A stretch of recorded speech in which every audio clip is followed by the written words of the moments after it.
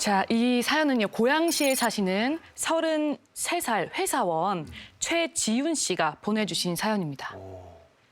이 이야기는 무려 27년 전 1994년 지윤 씨가 6살이 되던 해에 있었던 일이에요. 근데 너무 오래된 일이라서 어머니께 좀 얘기를 물어보고 사연을 보내주신 거예요. 당시 지윤 씨 외가 쪽 이모님이 좀 안 좋게 젊은 나이로 돌아가시게 된 거예요. 지윤 씨 가족들은 한 2번 정도 얼굴을 본 사촌 분이었대요. 지윤 씨를 옆집에 맡기고 장례식장에 가려고 했는데 그날따라 지윤 씨가 가겠다고 떼를 쓰는 거예요. 어쩔 수 없이 지윤 씨의 부모님과 지윤 씨는 차를 타고 장례식장으로 떠납니다. 도착한 장례식장에는 외할머니와 외가 삼촌들, 가족들이 다 모여 있는 거예요. 근데 너무 갑작스러운 죽음이라 장례식장 분위기는 굉장히 숙연했어요. 6살이던 지윤 씨는 친척들을 보고 기분이 좋아진 거예요. 그래서 이제 할머니 앞에 가서 막 깨락깨락 웃으면서 재롱을 막 피우고 있었던 거예요. 자기가 뭐 장례식 중인 줄 아나 뭐. 예. 그 순간 지윤 씨 눈앞에 번쩍하고 별이 보이더니 벌러덩 뒤로 확 자빠져 버린 거예요. 갑자기. 그리고 지윤 씨 눈앞에 생전 처음 보는 표정의 아버지가 서 계셨대요. 아버지가 6살짜리 아들 뺨을 때린 거예요. 너무 놀란 지윤 씨는 눈물이 나지도 않았대요. 그런 지윤 씨한테 아버지가 조용히 해야지. 여기서 왜 떠들어? 조용히 안 해! 화를 내신 거죠. 당신 왜 그래? 조용히 해! 미쳤어! 해야지! 장례식장은 난리가 났어요. 그런데 아버지의 이해할 수 없는 행동은 지금부터였어요. 아들의 뺨을 때린 후에 말리는 이 사촌들을 다 뿌리치더니 영정사진 앞으로 무릎을 꿇은 뒤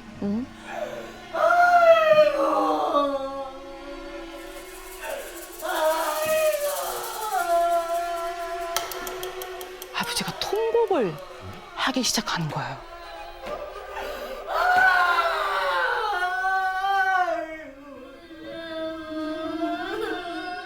근데 아까 얘기했잖아요. 아버지는 얼굴을 2번 정도 본 왕래가 별로 없었던 가족이잖아요.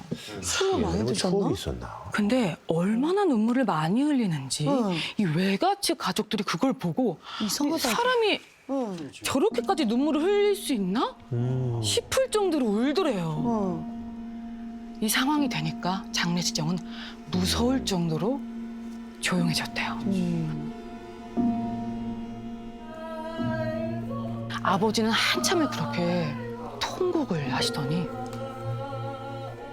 벌떡 일어나서 지윤 씨 어머니한테 막 달려가시더래요. 안개꽃 사와야 돼. 안개꽃. 지윤이 엄마 안개꽃 사와야 돼. 지훈 엄마! 지윤 씨 어머니의 팔을 잡고 막 끌고 나가시는 거예요. 놀란 어머니는 팔을 뿌리쳤대요. 안개꽃 사러 가야 돼. 작은 삼촌과 큰 삼촌도 뛰어와서 아버지를 말리기 시작하죠. 그렇게 한참의 삼촌들이 아버지를 달랜 거예요. 시간이 좀 지나니까 아버지가 진정이 좀 된 것 같았대요. 다행이네. 그리고는 화장실에 다녀온다며 밖으로 나갔어요.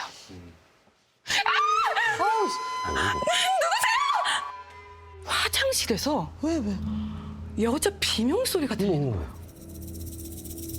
어른들은 이제 화장실 쪽으로 막 달려갔죠.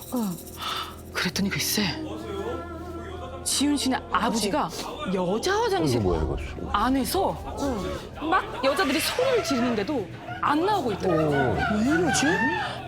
아, 뭐 이상하다. 목소리가 좀 이상하지 않아요? 분명히 아버지인데 여자 목소리가 나네요. 정말?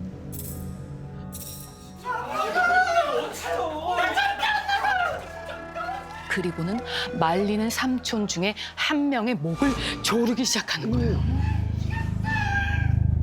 삼촌 두 명이 제압을 하는데도 제압이 안 되는 거예요. 그래서 씨름을 하던 아이고. 삼촌들 친구도 아버지를 뒤로 눕히려고 했대요. 막 눕히려고 뒤로 누르는데도 불구하고 아버지의 허리가 뒤로 넘어가질 않고 다시 똑바로 서시는 거예요. 이 모습을 본 할머니는 저거 저대로 두면 안 돼. 삼배 한 잔 가져와, 삼배. 선배? 내가 본 게 있어서 그래. 그 완장. 완장. 큰 삼촌이 그죠. 팔에 차고 있었던 그 완장 상주들이 하지. 상주들 하는 거. 확 뜯으시더니 불에 태워서 아버지의 입을 억지로 벌려서 어거지로 막 쑤셔 넣으시더래요. 아버지가 잠시 후 몸에 힘이 쭉 빠지시더니 내가 왜 여기 있어? 저놈 여기가 어디야? 기억을 못 하는 거야? 자기 6살 난 아기 뺨을 때린 것도 통곡한 것도 몸싸움을 한 것도 전혀 기억을 못하는 거예요. 이게 무슨... 어쨌든 다시 장례식장으로 돌아와서 한숨 돌리고 있었는데 이상하게 장례식장 분위기가 쎄해지더라고요. 근조 화환이 계속 들어오고 네. 사진 옆에는 국화가 점점 쌓여져 가는데 응. 이 국화가 1시간도 안 돼서 슉 시들어 버리는 거예요. 그거 며칠 가는데 그거. 지훈 씨는 넋 나간 아빠를 곁눈질로 한번 쳐다봤대요.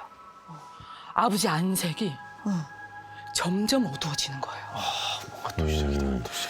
뭔가 이상함을 느낀 지훈 씨 가족은 빨리 집으로 돌아가기로 해요. 여보! 지훈 씨 아버지가 운전을 하시는데 앞이 안 보여. 앞이 하나도 안 보여. 눈을 뜨고 계시는데 앞이 안 보인다고 하시는 거예요. 너무 위험하다. 지훈 씨는 너무 무서워서 온몸이 굳어버려서 이 안전벨트를 꼭 잡고 의지를 하고 있었대요. 여보 오른쪽으로. 지훈 씨 가족의 차는 어머님 목소리만을 의지한 채 다행히 갓길에 세웠어요. 무사히 세울 수 있게 됐어요. 다행이다. 근데 차에서 내린 지훈 씨 아버지가 시력이 돌아오질 않는 거예요. 운전면허가 없던 어머니는 아버지 대신 운전을 할 수 없어서 119에 신고를 하는 거죠. 아버지를 모시고 응급실로 찾아갔을 때 불행인지 다행인지 병원에서는 아버지 시력에는 아무런 문제가 없다고 하더래요. 뭐야? 그 이후 아버지의 시력은 점차 돌아왔지만 어머니와 지훈 씨는 그날의 정말 끔찍한 악몽 같던 그 하루를 잊을 수가 없었는데 아버지는 모든 기억을 다 잃으신 거예요. 왜 그러지? 그런데 그 뒤로 아버지가 이상한 행동을 가끔 하실 때가 있다고 합니다. 끝났어. 아침에 일어나자마자 평소엔 입에 담지 않는 욕설을 막 퍼붓던가 평소에 누린내가 난다고 절대 입에도 안 대던 돼지 고기에 내장을 그렇게 드신대요. 이렇게 바뀔 수가 없는데. 그리고 또 이상한 건 퇴근할 때 가끔 이걸 사서 오시는데요. 뭐야? 이게 바로 안개꽃. 아까 안개꽃 사러 가야 아까 그 상가집에서 안개꽃 사러. 안개꽃을 가끔 사오신대요. 그걸 왜 사오는 거예요? 이 이모님이 좋아하시던 꽃이 안개꽃이었대요. 야, 이거 신기하다. 그건 뭐야? 근데 그뿐만 아니라 이 음식 있죠. 좋아하시던 음식. 음식도 이모가 좋아하시던 음식이래요. 어허. 구속기관 좋아하는. 그 음식들이. 그러니까. 그거 정말 신기한 거는 왕래가 정말 없었는데 이 이모님의 집안 사정에 대해서 뻔히 알고 계시대요. 왜? 그래서 이 외가 쪽 가족분들은 왜 하필이면 아버지한테 씌었는지 그렇지. 가까운 사람도 아니고. 지금도 이해가 안 간다. 그러니까 이거 우리가 이제 사실은 이제 초자연적인 현상인데 이제 비 뭐 이런 거랑 예. 관련 있는 건데. 아니 근데 그 사연 속에서는 그 할머니가 왜 그 마시게 했을까요? 예, 이걸 또 제가 아는 선생님한테 제가 여쭤봤거든요. 선생님이 너무 많아. 선생님이 있어요. 예, 선생님한테 여쭤봤는데 예. 자문이네. 네, 그래서 자문위원처럼 아무래도 귀신을 쫓을 때는 토하게 만든대요. 나타나게 나오라고. 예. 토하면 귀신이 나온다라는 그런 얘기가 있어서 아, 네, 탄 물을 쟤를 마시게 하고 토하게끔. 한 게 아니냐 한번 그럴 또 수 있겠다. 자문을 해주셨어요. 그게 왜 삼배지 그게? 뭐 부족은 뭐 종종 봤는데. 어디까지나 제 짐작입니다만 예전에 우리나라에 표백제가 없던 시절에는 이런 깨끗하게 옷감을 세탁할 때 표백제로 잿물이라는 거를 사용을 했거든요. 식물을 보통 이렇게 태워가지고 거기서 나오는 젤을 맞다. 물에다 개어가지고 그게 나오다가 이제 현대에 개발된 것이 바로 양잿물이죠. 양잿물. 서양에서 들어온 잿물이라고 해가지고 아마도 그런 잿물이 뭔가를 깨끗하게 한다, 표백을 한다 그런 느낌 때문에 뭔가 사악한 거를 떨쳐버리기 위해서 삼배를 태운 물을 먹이는 그런 방법 이런 거를 생각하시지 않았을까 뭐 이런 생각도 좀 해봅니다. 아니 근데 이제 빙이 되면 뭐 나타나는 현상 같은 게 있나요? 증상이라든지? 좀 몇 가지가 좀 있대요. 방법이 있는데 눈을 안 마주치. 너랑 상대랑. 일단 우리 둘은 안 걸렸습니다. 안 걸렸어. 귀신인 걸 들킬까 봐. 아, 세용 씨? 눈 멀쩡해, 멀쩡해. 예. 누 괜찮아. 박 박사님 왜 계속 피하시죠? 여기 쳐다보고 있는 거 아니에요? 박 박사님 왜 피하세요? 뭐좀 보지 마세요. 네. 의외로 못 맞추시네? 수상한데 그리고 또 이제 무슨 질문을 하면은 거기에 맞는 질문이 아니라 동문서답을 한대요. 동문서사? 네, 말도 안 되는 대답을 네, 헛소리를 하는 거죠. 야, 차에 기름 좀 넣어라. 뭐 이런 거 있잖아 갑자기. 밥 먹었는데요? 자다가 일어나서. 근데 대답하는 사람이 왜요? 저 밥 먹었는데. 그러고 그리고 아까 그 아들 분을 때렸잖아요. 때렸잖아요. 이렇게 가끔 폭력적으로 그래 그런 거야. 그럴 것 원하시기도 같아. 한다고 하더라고요. 네, 욕하고. 이 사연은 37년 전인 1984년 미영 씨가 8살 때 겪었던 일입니다. 그때 당시에 아빠, 엄마 그리고 미영 씨 세 식구가 같이 살 때 있었던 일이었어요. 미영 씨가 기억하는 엄마는 미영 씨가 말썽을 부려도 큰 소리 한 번 낸 적이 없었고 가족들에게는 항상 다정하고 따뜻했던 모습이었는데요. 하지만 평소의 엄마가 아닌 완전히 다른 모습의 엄마의 모습을 목격한 적이 있다고 합니다. 늦은 밤 혼자 방에서 자고 있었던 미영 씨는 쎄한 기분에 잠에서 깨어납니다. 살짝 열린 방문이 보이더라고요. 그런데 이 방문 틈으로 아주 커다랗고 새빨간 눈알. 눈이 왜? 당장이라도 뛰어들어올 듯 살기 어린 눈이 어린 미영 씨를 노려보고 있었던 거죠. 엄마야? 엄마 아니야? 하지만 그 눈동자의 주인은 아무런 대답이 없었어요. 그런데 그때 여보, 거기서 뭐해? 아빠의 목소리가 들려왔어요. 방 안을 들여다보고 있었던 그 빨간 눈은 빨갛게 충혈된 엄마의 눈이었던 거예요. 엄마야 그렇게 밤마다 엄마는 그 새빨간 눈으로 미영 씨 방 안을 너무 무섭다. 들여다보기 시작했죠. 그날 이후로 엄마 껌딱지였던 미영 씨는 엄마 곁에 다가갈 수조차 없었어요. 도대체 엄마는 왜 이런 기괴한 행동을 하게 된 걸까요? 그 사건이 일어나기 며칠 전이었어요. 집으로 걸려온 한 통의 전화로부터 이 모든 일은 시작이 됩니다.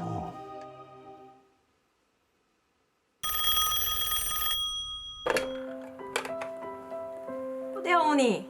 아이고 애미야, 집공사 다 끝났으니까 아범이랑 같이 한번 내려와. 오랜만에 식구들 다 모여서 식사나 함께 하자. 잉? 네 좋아요. 할머니한테서 온 전화였죠. 할아버지 할머니가 경기도 이천에서 과수원을 하시면서 천안에 있는 고향집을 오랫동안 비워두셨거든요. 근데 이제 연세도 드시고 천안에 다시 내려가기로 하신 거였어요. 그렇게 미영 씨와 엄마는 처음으로 천안의 아빠 고향집을 가게 됩니다. 의미 있네. 큰엄마, 고모 식구들이 막 다 모여서 북적북적한 게 정말 동네 잔치 분위기였어요. 큰엄마는 이제 전을 부치시다가 동서, 저 부엌 가서 부침가루 좀 갖다 줘 라고 하셨죠. 그런데 홀로 집에 들어갔던 엄마가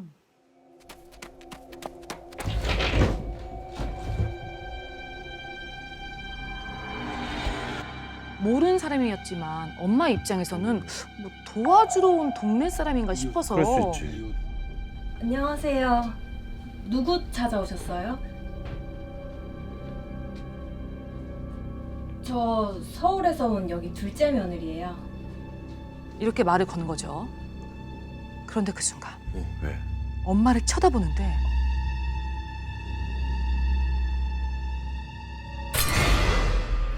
그 여자의 두 눈이 완전히 새빨갛게 충혈된 눈으로 엄마를 죽일 듯이 쏘아보는데 뭔가 충격을 받은 것처럼 찡그린 표정을 짓더래요. 뭐야?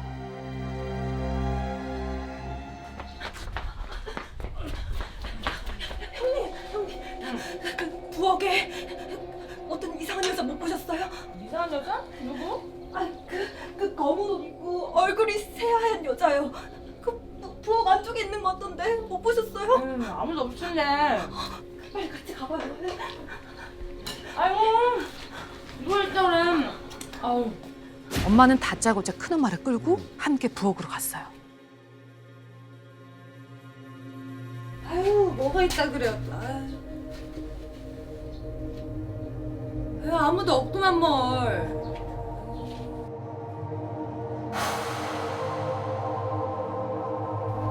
아유 동서가 잘못 봤나 보지. 그새 어디 간 거지? 엄마가 얘기하는 걸 들어보니까 분명히 여자가 거기 서 있었다는 거예요. 그리고 그날 밤 미영 씨네 가족은 다 같이 작은 방에서 잠을 자고 있었어요. 그런데 갑자기 문이 열리는 소리가 들리는 거예요. 누가? 그 소리에 엄마는 잠에서 깼죠. 순간적으로 문에서 나는 소리라는 걸 인지를 하고 문 쪽을 바라봤어요.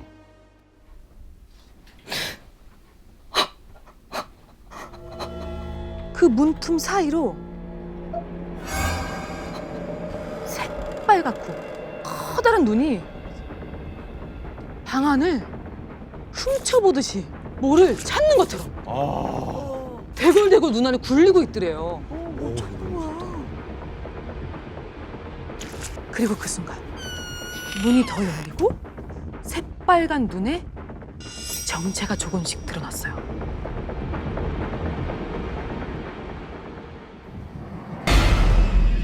바로 아까 주방에서 봤던 그 검은 옷의 여자. 또 찾아왔어. 달빛에 드러난 그 여자는 빨간 눈을 굴려서 방 안을 막 살펴보더니 갑자기 기쁘다는 듯이 입이 찢어질 정도로 씩 웃더래요.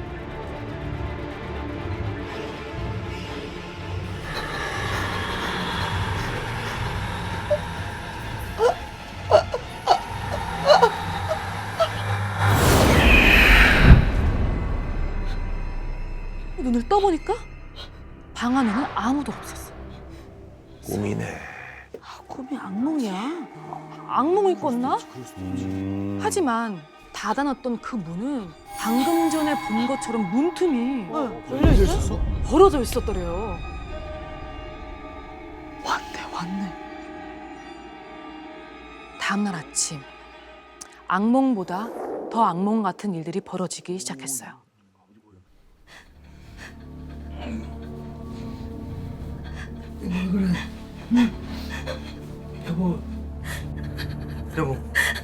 여보 괜찮아? 여보 왜 그래? 심한 몸살 감기에 걸린 사람처럼 덜덜덜덜 엄마가 떨고 있었던 거예요. 아이고 얘가 왜 이러냐. 퍼뜩 올라가서 병원부터 가. 그렇게 미영 씨 가족은 서둘러서 서울로 출발하게 됩니다. 그런데 그때부터 엄마의 행동이 점점 이상해지기 시작했어요. 조수석에 힘없이 늘어져 있던 엄마가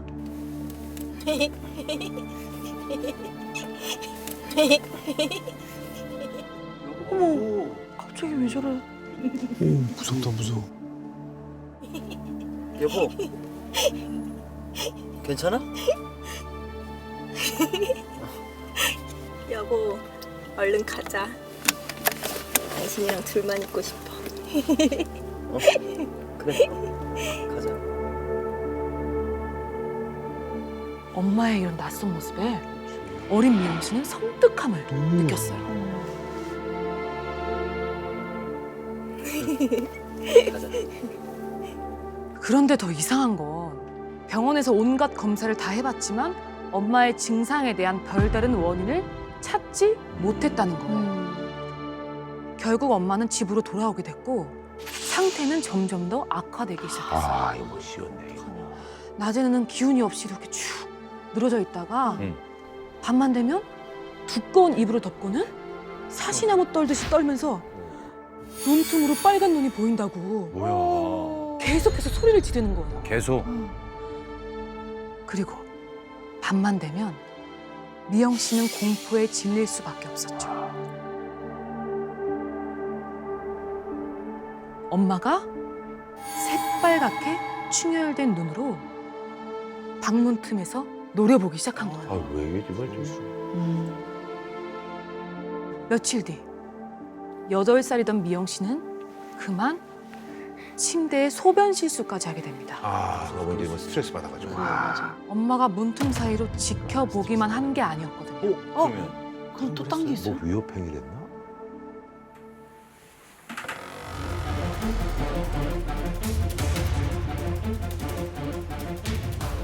매일 밤 이 문이 조금씩 더 열리는 것 같았거든요. 그럴수록 엄마의 모습은 서서히 더 드러났죠. 엄마가 오른손을 뒷짐지듯이 숨기고 있었는데 뾰족하고 날카로운 무언가가 살짝 빛나는 게 보였던 거예요. 심각함을 느꼈던 아빠는 곧바로 할머니에게 전화를 했어요. 그 후로 할머니와 큰엄마가 급하게 미영 씨네 집으로 찾아왔죠. 야, 무섭다.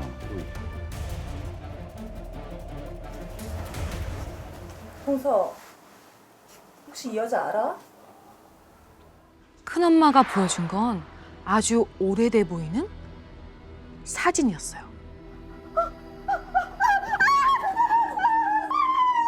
왜 그래? 이 여자 그 여자예요. 밤마다 절자라고는 그 여자라고요. 홍서, 형님, 이 여자 누구예요? 저 좀 살려주세요. 네, 형님. 왜?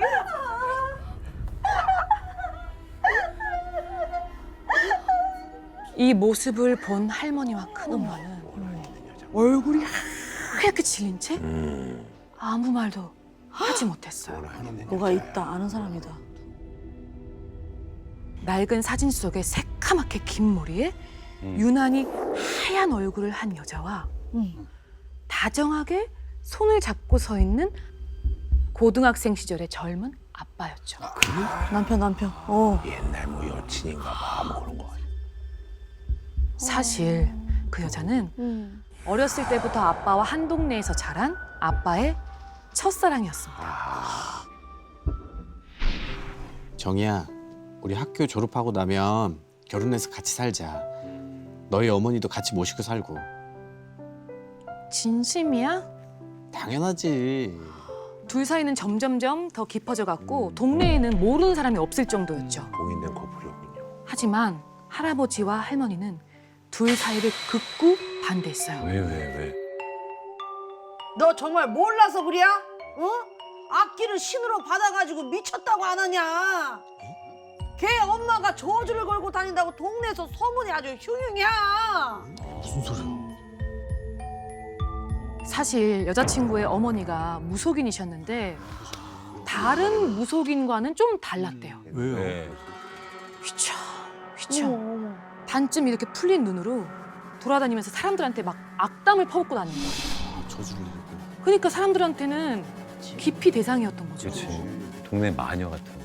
심지어 아빠의 첫사랑이었던 그 여자를 좋아하던 남자애들이 모두 안 좋은 사고를 당하거나 시름시름 앓게 됐답니다. 공교롭게 우연일지. 할머니는 혹시나 아빠한테도 그런 일이 생길까 봐 전전긍긍하셨다고 해요. 무섭지. 둘 사이를 갈라놓기 위한 할머니의 선택은 막내 아들의 강제 유학. 당시 서울에서 경찰관으로 일하던 큰아들 집으로 보내기로 하신 거죠. 그렇죠. 아빠는 서울로 올라가기 전날 밤 그 여자를 몰래 만났대요. 정희야, 조금만 기다려줘. 내가 대학 입학하면 너 데리러 올게. 같이 서울 가서 살자. 기다릴게.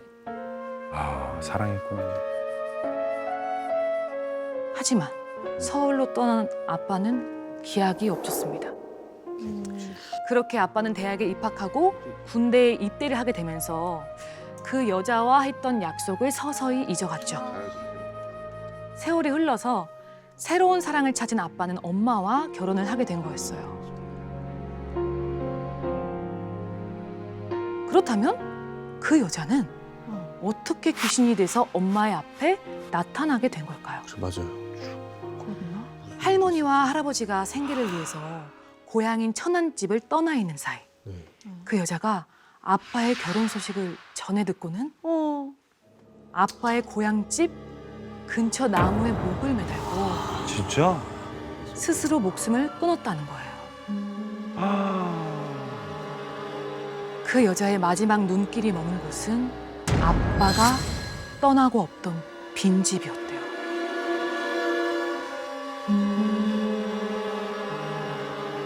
그토록 사랑했던 아빠의 배신에 절망했다가 그러면서도 혹여나 아빠가 돌아올까? 그리운.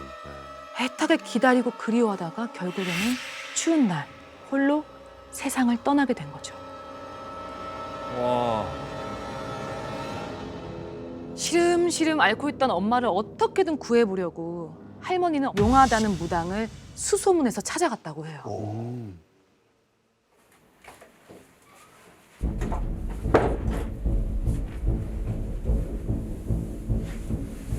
무당은 엄마를 보자마자 이렇게 소리쳤어요.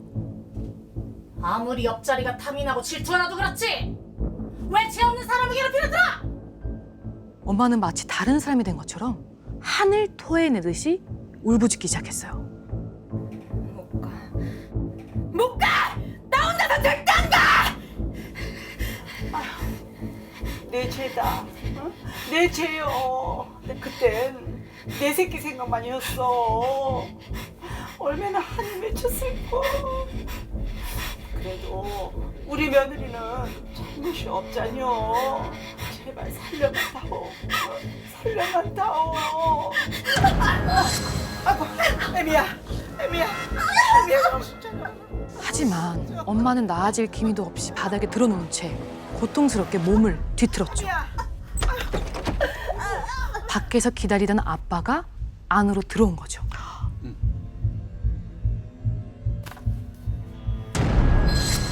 엄마는 아빠를 똑바로 바라보면서 이렇게 입을 열었죠. 나 데리러 온다고 했었잖아. 꼭 기다려달라고 했었잖아. 난 당신만 믿고 우리가 함께 할 날만 생각하고 있었어. 순간도 잊은 적이 없었어. 그 순간 아빠는 한참을 고개를 푹 숙인 채 서 있다가 떨리는 목소리로 이렇게 말했다고 해요. 종이야 미안하다. 내가 약속을 못 지켰어. 정말 미안하다.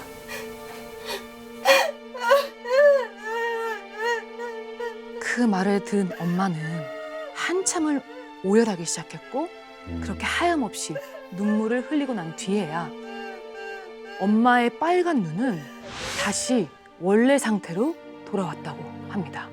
풀어졌구나. 풀어졌어. 놀랍게도 엄마는 그 모든 순간을 아무것도 기억하지 못했죠. 와, 빙이네. 어른들은 무당의 마지막 말에 모두 할 말을 잃을 수밖에 없었대요. 자기 버리고 가서 그렇게 예쁜 딸 낳았으니 얼마나 미웠을까. 조금만 더 늦었으면 가족들 다 죽을 뻔했어.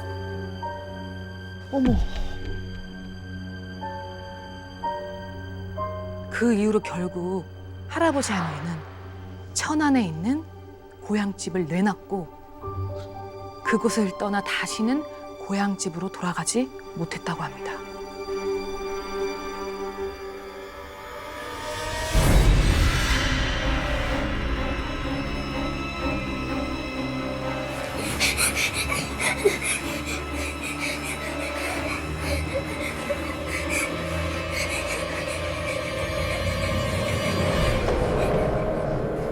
사연 소개에 앞서서요. 한 가지 보여드릴 게 있습니다. 뭡니까? 얼마 전에 새벽 4시 13분에 저희 제작진에게 한 통의 메시지가 왔다고 합니다. 새벽에 왜? 작가님, 늦은 시간에 죄송하지만 혹시 저랑 통화하셨던 이후에 재원이 형이랑 통화를 하셨을까요? 그날 이후로 며칠 뒤부터 계속 뒤숭숭하고 이상해서요. 방금도 자다가 가위에 눌렸거든요. 답답한 마음에 문의 남겨드려봅니다. 아무리 작가들이 뭐 늦게까지 일한다고 하지만 새벽 4시에 이거 조금. 좀 다급한 상황인가 봐요. 저희가 보통 사연을 받으면요. 최종 선정 과정에서 제보자분들하고 통화를 한다고 그렇죠. 합니다. 작가가 담당 작가 네. 붙지. 근데 이 문자를 보내주신 분도 작가님하고 통화를 했는데 그 통화 이후부터 매일 밤마다 가위에 눌리기 시작했대요. 아, 자기 얘기에서 계속 나타나나 보다. 저희가 이렇게 하려고 한다라고 작가님께서 연락을 주신 후에 자면은 눌리고 자면 눌리고 하다 보니까 그때의 일이 굉장히 큰 충격이셨나 보네요. 제가 이제 신당들을 여기저기서 소개받아서 엄청 많이 다녔어요. 수원도 가고 뭐 원주도 가고 인천도 가고 서울도 당연히 갔고 다 갔는데 들어오지 말라고 나가라고 가라고 네가 더 잘 알지 않냐 왜 왔냐 가라 할 말 없다. 아, 그래 그런 경우 있어. 어? 네가 무당이면서 왜 들어와? 뭐 이런 경우 있어. 소름 돋았어. 때는 2004년 범주 씨가 어릴 적부터 꿈이 뮤지션이었대요. 그랬구나. 네네. 고3이 되자마자 안양에 있는 한 유명한 음악 아카데미에 다녔다고 합니다. 그 문자 속에 재원이 형도 그 아카데미에 다니고 있었다고 해요. 선배군요. 그리고 그 해 여름에 아카데미 담당 선생님의 지도 아래에 범주 씨와 재원이 형을 포함해서 다 같이 계곡으로 2박 3일 첫 MT를 가게 됐다고 합니다.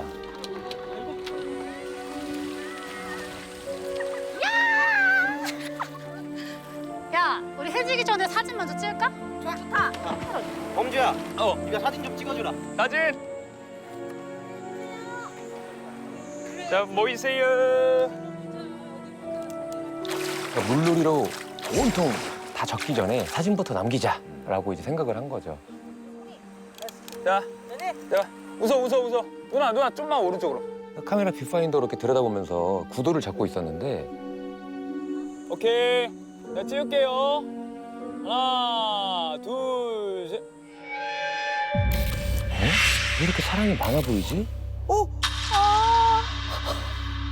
이상하다 싶어서 고개를 들어서 이른 쪽을 다시 보니까 빨리 찍어. 버튼 누르면 찍히는 거야. 내가 잘못 봤나? 그래서 다시 카메라로 들여다봤대요. 일행들 사이로 전혀 본 적 없는 사람들이 사이사이 껴있는 거예요.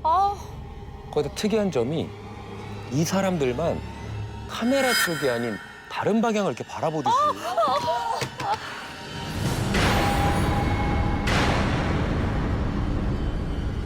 범주 씨는 자기도 모르게 그쪽을 이제 바라봤습니다.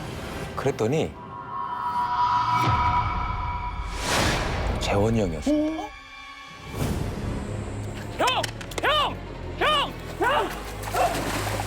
이러다 형 죽겠다 싶어서 범주 씨가 서둘러서 형을 일으키려고 했는데 아무리 형을 끌어내려고 해도 꿈쩍을 하지 않는 거예요. 숨이라도 쉬게 해야겠다 생각하고 물에 잠긴 형의 얼굴과 어깨를 이렇게 밀어 올렸대요. 그랬더니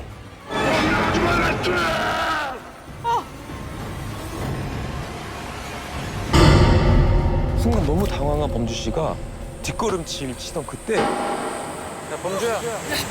이범주. 이범주. 왜? 괜찮아? 나 괜찮지. 뭐 무서운 꿈 꿨어? 야, 빨리 내려. 사람 다 내렸어. 주변을 둘러보니까 범주 씨는 아직 버스 안에 있었고 이제 막 MT 장소에 도착을 했더라고요. 한다음이 코코침을 스치고 꿈이네. 근데 이게 진짜 무슨 꿈을 꿔도 이런 꿈을 꾸냐 밖에 싶으면서도 한편으로는 눈앞에 있는 재원이 형이 약간 무서워지기 시작했습니다. 설마 그때처럼 또 이상한 일이 벌어지는 건가 싶었거든요. 그때 저럼요. 어?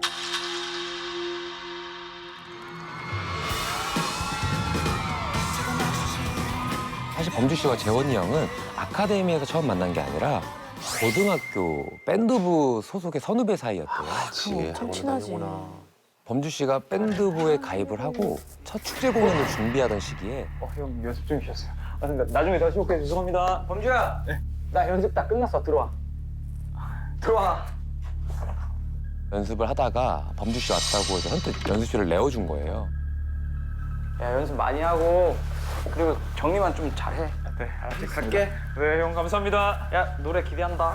감사합니다. 네, 들어가세요. 아 진짜 내가 선배 하나는 잘 뒀다 생각하면서 형을 배웅하고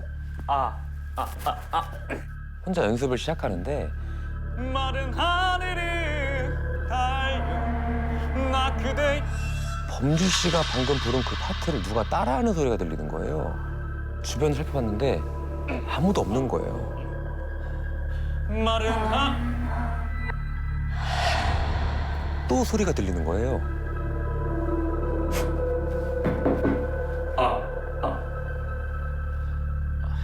안 되겠다. 일단 나가자 싶어서 집에 나가자. 앰프 끄고 연습실을 나가려는데 순간 뭐야? 정신인가?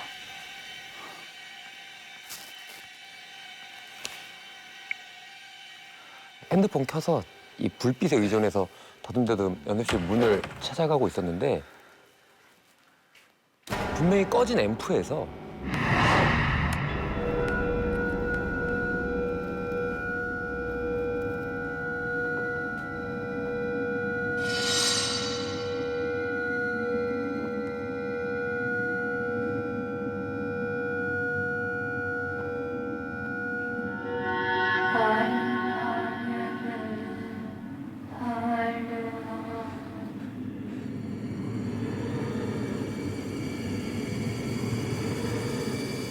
소름 끼치는 그 소리들의 범주 씨가 핸드폰 불빛을 이제 앰프 쪽으로 돌려서 비쳤는데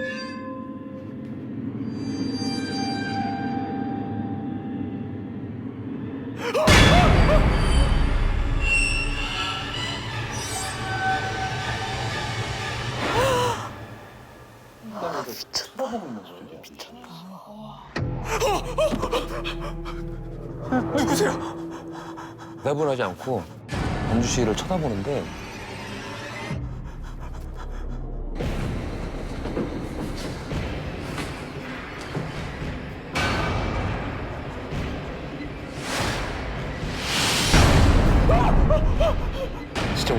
몸에 피가 차갑게 식어서 빠져나가는 것 같은 공포에 휩싸인 범주 씨는 연수 씨 문을 열고 뛰쳐나가려는데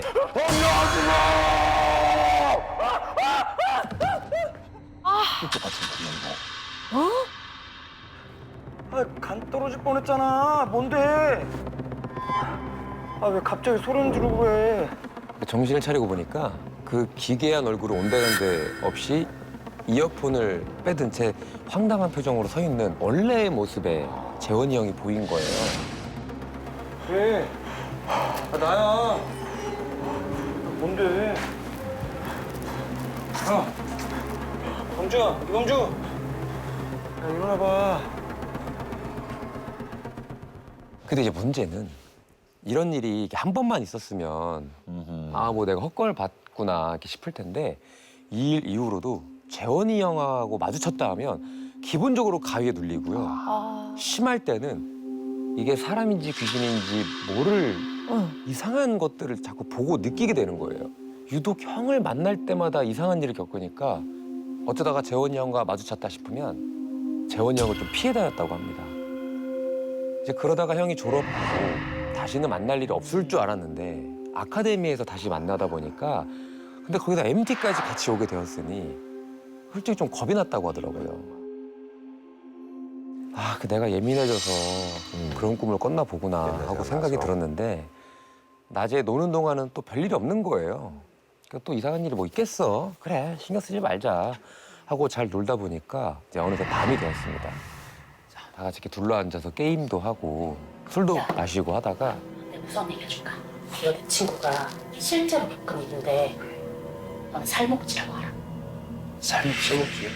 그런데 한창 분위기가 무르익을 때쯤에 범주 씨 눈앞에 이상한 게 보이는 거예요. 근데 왜 저기 저런 그림자가 있지? 거기는 건물도 나무도 없어서 창밖으로는 그림자가 질 게 없었거든요. 그래서 저게 뭔가 하고 이렇게 실눈을 하고 이렇게 더 자세히 봤는데 그 그림자가 점점 커지는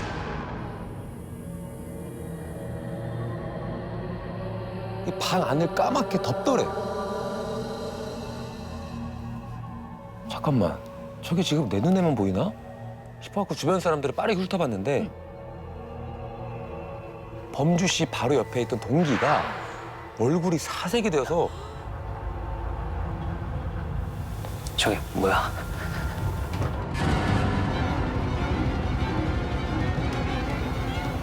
너도 밖에 저거 보여?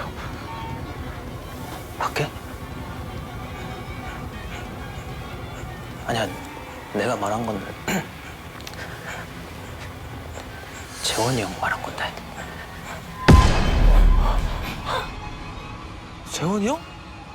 재원이 형? 하고 시선을 돌리니까 재원이 형 주변에 주위 어둠보다 더 시꺼먼 형태의 세 사람 형을 둘러싸고 서서 내려다보고 있는 거예요. 그 모습을 같이 본 범주 씨랑 그 친구가 잔뜩 겁먹은 그때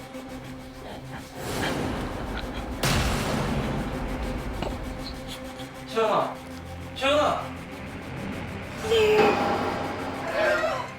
갑자기 형이 엄청 괴로운 표정으로 쓰러졌는데 분명 방금까지 보였던 검은 그림자들이 또 감쪽같이 사라져서 안 보이는 거예요.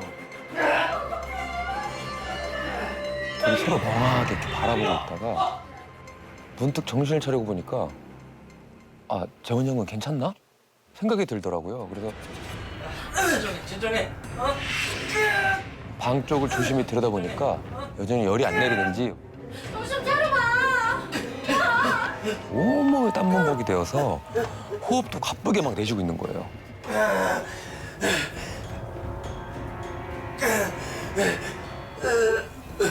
무서운 건 무서운 거고 일단 걱정이 되잖아요. 그래서 선생님 곁에 누워있는 형에게로 조심스럽게 다가갔는데 갑자기 형을 간호하던 선생님이 고개를 돌려서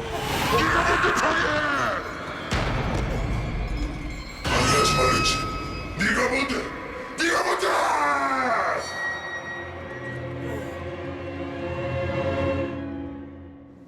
이 뭐야? 주변에 아주 뭐. 뭐지? 이 사람 주변엔 뭐야? 경극할 때 이제 계속 얼굴이 바뀌는 것처럼 사천왕상들이 다 합쳐진 얼굴에 그런 표정인데 우선 일그러져 있고 찌그러져 있고 화가 나 있는 그런 표정으로 눈빛으로 이제 저를 죽일 것 같은 그런 표정이었어요. 그때 그 선생님 뭐라고 하시는 거예요? 이런 식으로. 근데 중요한 건 그 시간이 지나고 나서 선생님은 난 돌아보지도 않았고 난 계속 얘 돌보고 있었어. 무슨 소리 하는 거야? 라고 하니까 진짜 돌아버릴 것 같았죠. 그리고 나서 이제 이게 무슨 납인지 뭔지도 모르겠어요. 그냥 팔랑팔랑거리면서 창밖으로 나갔는데 그 이후로 그냥 아무 일도 없었던 것처럼 모든 공기가 편안해지고 아프던 사람도 갑자기 열도 내리고. 형의 얼굴이 편안해지자 사람들은 다들 다행이다 하고 이제 안도를 했습니다. 하지만 범주 씨와 친구는 넋이 나간 채 서로 아무 말도 못했다고 합니다. 그런데 그 MT 이후에 범주 씨는 다시 눈만 감으면 가위에 눌리고 밤낮으로 이게 사람인지 혼령인지 모를 것들이 또다시 보이기 시작해서 정말 괴로운 나날들을 보내야 했습니다. 근데 보통 이럴 땐 저희가 또 이제 무속인을 찾기도 하잖아요. 그렇죠. 예. 그 범주 씨도 처음에는 지인 소개를 받아서 무속인을 찾아갔다고 합니다. 감히 어딜 들어와? 근데 어떤 사람은 보지도 않고 그냥 돌아가라고 하고 어떤 사람은 범주 씨 앞에서 무릎을 꿇고 가달라고 막 사정을 했대요. 이게 너무 무섭다. 해결할 방법을 찾기는커녕 오히려 무속인들로부터 거부를 당한 거예요. 결국 범주 씨는 걱정 끼쳐드릴까 봐 찾아뵙지 못했던 친할머니를 찾아갑니다. 아이고 이거사 이걸 어쩐다냐. 안 된다. 너는 안 된다. 마치 뭘 알고 있는 것처럼 우시는 거예요. 그러시더니 범주 씨를 데리고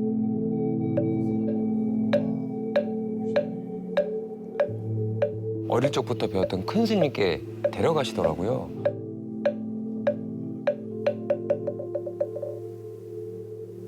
앉거라. 스님은 범주 씨 머리에 손을 올려둔 채 한참을 불경을 외우셨다고 합니다. 그렇게 얼마의 시간이 흘렀을까? 그게 네 것이 아닌데 왜 붙어서는? 이제 가야 할 길로 갔으니 걱정할 일 없을 게다. 범주 씨에게 불경책 한 권과 오색실 그리고 108염주를 건네주시면서 10년 동안 잘 간직하다 태워라.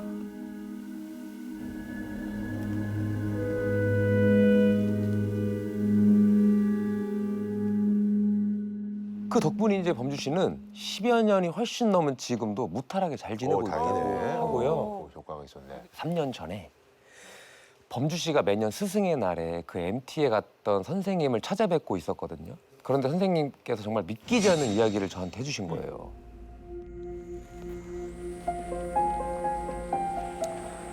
범주야, 너 재원이 얘기 들었니? 네? 재원이가 무당이 됐대.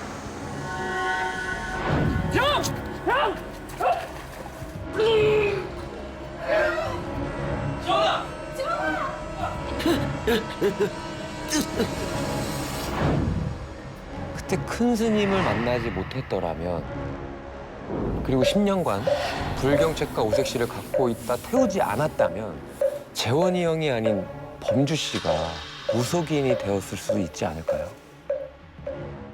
이번 사연은 경기도에 사시는 한 신혼부부가 함께 보내주셨는데요. 두 분이 연애할 적에 직접 겪은 이야기라고 합니다. 밤낮을 가리지 않고 귀신 이야기를 해도 무서워하지 않던 제가 귀신보다 저 스스로가 더 무섭다고 느낀 때가 있었습니다. 민주야! 민주야! 이민주! 그 이유는 제가 잠든 사이 벌어지는 일 때문이었는데요. 왜 이러고 있어? 저녁에 눈을 뜨면 제가 누워있던 침대가 아니라 거실이나 화장실, 어느 때는 현관문 앞에 제가 서 있더라고요. 서 있는 거 좀 심하네. 서 있는 거 무서워. 우유가 있구나. 네, 근데 본인은 저는 기억이 나지도 이게 볼 수도 없는 일이다 보니까 사실 저는 당시 남자친구이자 현재 남편인 도윤 오빠에게 부탁을 해뒀습니다. 오빠, 혹시 오늘도 또 그러면 꼭 찍어서 보여줘. 알겠지? 알았어. 빨리 자자.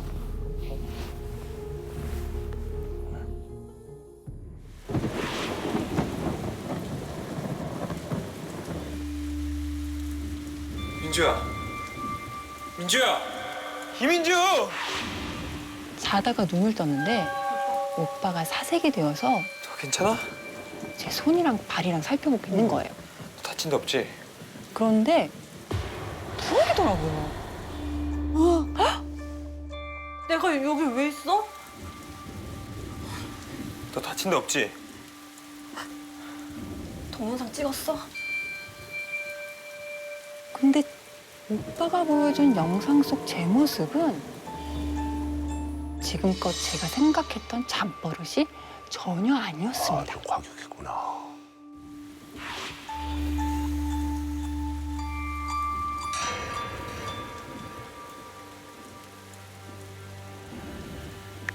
깜깜한 방문 밖에서 웃더니 어디론가 사라져서 민주야. 오빠가 서둘러 따라 나가더라고요. 민주야. 민주. 야. 민주야. 그리고 잠시 후 오빠가 발견한 저는 거기서 뭐해? 먹다 남은 케이크를 먹고 커피포트에 물을 데워서 제 발 아래쪽을 향해서 물을 붓고 있는 거예요.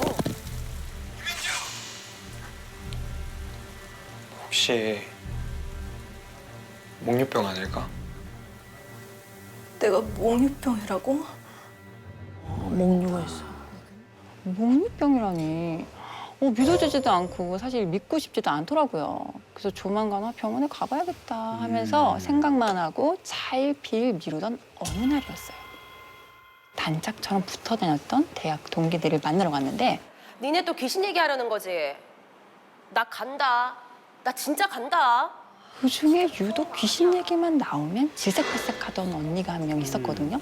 야, 그 말은 진짜 정색정색을 하는 거예요. 그래서 야, 그만하자. 언니 그러다 진짜 가겠다. 나 사실 요즘 기치료 받고 있어. 기치료? 윤영 언니의 먼 집안 어르신 중에 무속인이 계셨대요.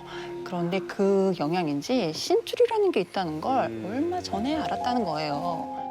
그래서 신내림을 피해보려고 기치료를 받고 있었던 거죠. 근데 귀신 얘기하면 그 주위로 귀신들이 몰려들어. 그래서 얘기하고 싶지가 않아. 사실 저는 독실한 크리스찬 집안에서 태어나서 이런 이야기들이 사실 이해하기 쉽지는 않았어요. 말 나온 김에 민주야. 응? 넌 진짜 귀신 얘기하지 마. 나 왜? 사실 너 처음 봤을 때부터 느꼈던 건데 넌 기운이 너무 강해서 다가오는 귀신들도 튕겨서 나갈 정도야. 그럼 좋은 거 아니야? 귀신보다 내 기운이 더 세다는 거잖아. 대박인데?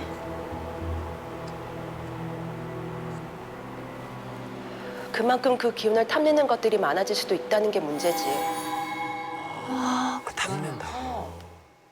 평소와 다르게 이렇게 서늘한 표정으로 말하는 언니 모습에 저는 뭐라고 대답도 못하고 이렇게 얼떨떨한 표정으로 쳐다보다가 언니, 사실 있잖아. 그 순간 멀쩡하던 카페 천장 등에 그 백열전구등 있잖아. 그게 가박가박 거리는 거예요. 그래서 너무 놀래가지고 이제 저게 왜 저러지라는 반응을 보이기도 전에 이제 언니가 먼저 제 손을 이렇게 먼저 잡더니 그냥 아무 얘기하지 말라는 식으로 그냥 조용히 있어라. 그래서 그냥 뭐야 분위기 이상해 막 이러면서 그냥 늦었으니까 빨리 가자 이제 이러고 헤어지게 된 거죠 그날은. 다음 날 자고 일어났는데 누가 저를 내려다보고 있는 거예요.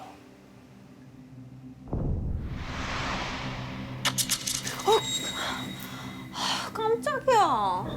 놀랬잖아, 엄마. 아침부터 왜 그렇게 서 있어? 거울 가서 네 얼굴 좀 한번 봐봐. 내 얼굴이 뭐 어때서? 아, 진짜. 내 얼굴이 뭐가 어때서 하면서 이렇게 화장대로 다가간 저는 정말 할 말을 잃고 말았습니다. 뭐야? 제 얼굴은 마치 아이들이 엄마 몰래 이렇게 화장을 막 한 것처럼 야 이거 자는 중간에 또 그랬구나.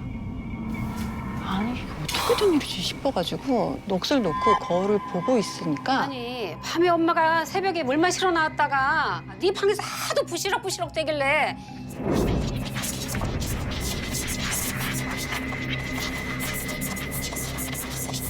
아니, 잠 안 자고 뭐 하는가 했더니 야, 이거 사!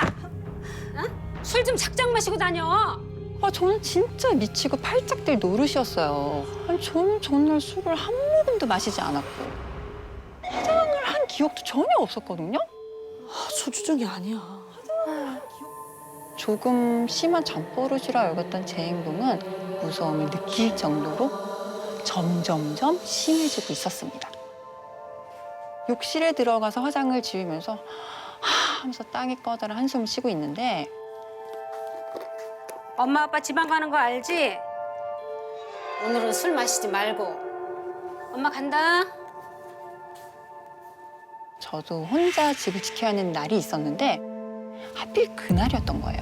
그래서 저는 언니랑 있을 때 일도 그렇고 아직 해결되지 않은 제 잠버릇도 그렇고 혼자 자기가 너무 무서워서 도윤 오빠한테 같이 있어달라고 부탁을 했습니다. 아, 진짜라니까. 언니 말이 끝나자마자 막 천장 등이 파바박거리고. 오늘은 귀신 남으면 내가 다 때려잡아줄게. 그러니까 푹 주무시면 됩니다. 응? 가자. 그날은 오빠랑 모텔에서 하루 지내기로 했는데 들어서자마자 뭔가 서늘하다는 느낌이 들더라고요.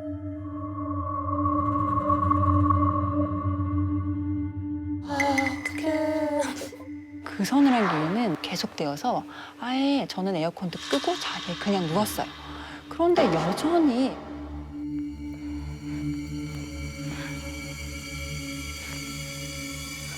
안 되겠다 싶어가지고 자리에서 일어나려는데 저게 뭐지?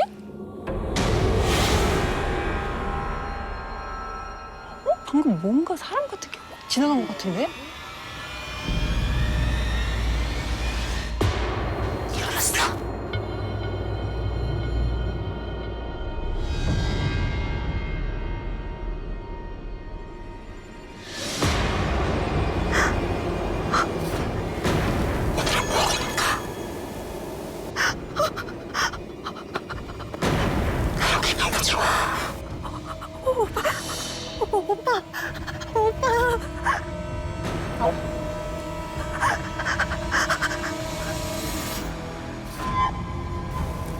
오늘은 제정신이네. 와, 소름 돋아. 순간 느껴보지 못했던 극한 공포감이 막 몰려오면서 저는 정말 제 피가 다 얼어붙는 듯 들들들들들 떨기 시작했습니다. 그때 어릴 적 악몽을 꾸면 엄마가 베개 아래 성경책을 넣어주셨던 게 이렇게 생각이 딱 났어요. 그래서 저는 곧바로 주기도문을 막 외우기 시작했어요. 우리 아버지 영향을 받으시고 그랬더니 하늘에서 내려진 것 같지? 땅에서도 이루어져. 내 기도가 통했나? 살짝 안도하면서 계속 주기도문을 외웠는데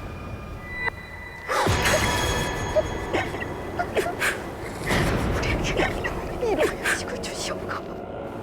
我说属下，我不在那。 아, 我 아, 我 아, 그것이 제 귀에 대고 알아들을 수 없는 이상한 말을 읊어대는 거를 제가 듣게 되었습니다.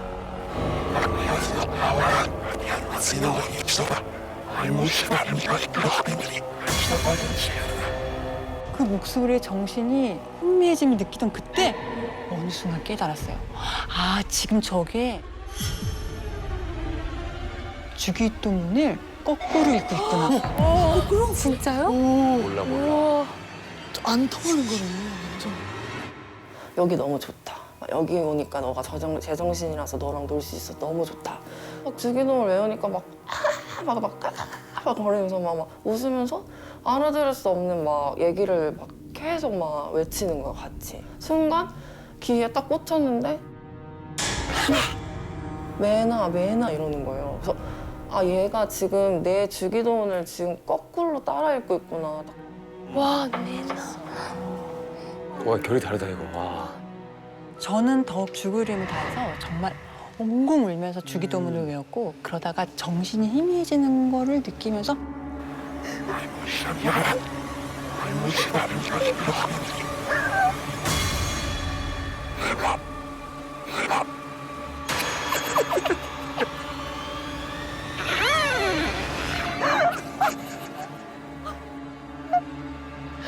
쓰러지고 말았습니다.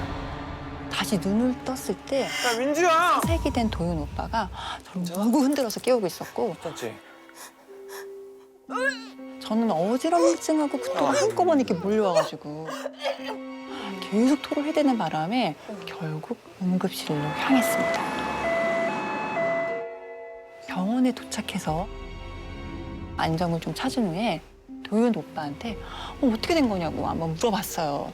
그랬더니 오빠 말이 아니, 자다가 시끄러워서 일어났는데. 민주야, 뭐해? 민주야.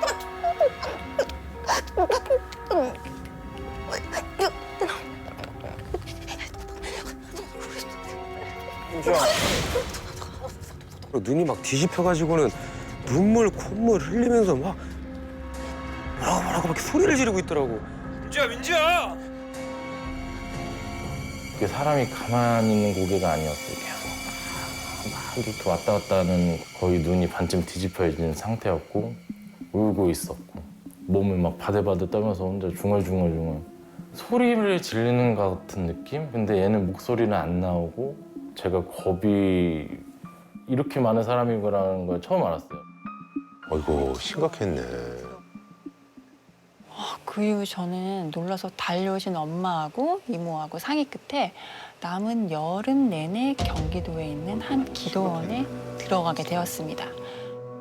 그곳에서 매일 기도를 하면서 휴식을 취하고 나온 뒤로는 지금까지는 별 문제 없이 잘 지내고 있고요. 다행이다. 당시 무속인을 찾아가 본 적은 한 번도 없어가지고 아직 그때 그게 뭐였는지는 좀 의문으로 남아 있었는데요. 그 일이 있은 이후에 윤영 언니한테 물어봤어요. 언니의 말로는 이제 사람이랑 귀신이랑 사는 파장대가 다르대요.